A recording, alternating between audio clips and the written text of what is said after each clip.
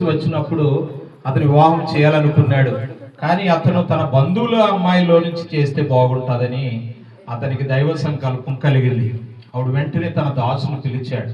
ప్రధాన దాసుడు అతని పేరు ఎలియాజర్ని పిలిచి అంటాడు, నా కుమారుని కొరకు నీవు నాది నుంచి ఒక అమ్మాయిని అనగా కోడలుగా తీసుకురావాలి అని ప్రమాణం చేయించి పంపిస్తాడు.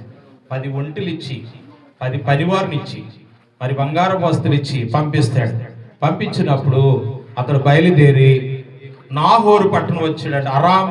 హరాయిము అనే దేశం అంటే మెసొపొతేమియాలో ఉన్న నాహోరు అనే పట్టణం వచ్చి సాయంకాలం స్త్రీలందరూ నూతులోంచి నీళ్లు చేదుకుంటున్న సమయం.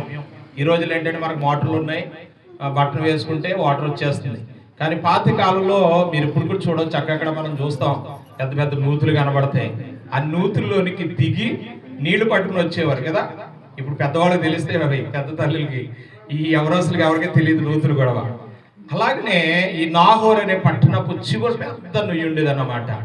ఆ నూతికి లోనకి దిగడానికి మెట్లు ఉండేవి.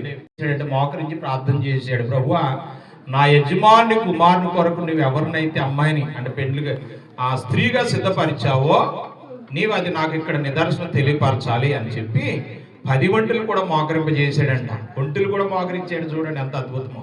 చూసారా, దేవుని సన్నిలో తనకిచ్చిన ఒంటెలు అంటే జంతువులను కూడా దేవుని సన్నిలో మోకరింపజేసి అతను కూడా మోకరించి ప్రార్థన చేసి అన్నాడంట, ఈ సమయంలో ఎవరైతే ఒక అమ్మాయి అందమైన అమ్మాయి వచ్చి నీళ్లు తోడి పైకి రాగానే అమ్మ దాహానికి వచ్చి నీళ్ళు ఇస్తావా అని అన్నప్పుడు ఆమె నాకే కాదు నా 10 ఒంటెలకు కూడా ఎవరైతే నీళ్లు పోస్తారో ఆమెయే నా యజమాని కుమారు కొరకు ఏర్పాటు చేయబడిన భార్య అని నేను నమ్ముతాను ప్రభు అని ఆమెనని చెప్పి ప్రార్థన. ఆ అమ్మాయి పేరు రెబకా అంట.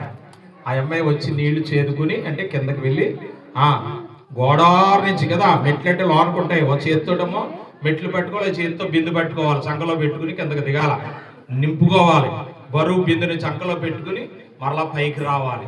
పైకి రాగానే అప్పుడు ఎలియాజరు అడిగాడు, అమ్మా దాహానికి నీళ్ళు ఇస్తావా అనగానే అయ్యో తాగండి అని చెప్పి అతనికి దాహానికి ఇచ్చిందంట.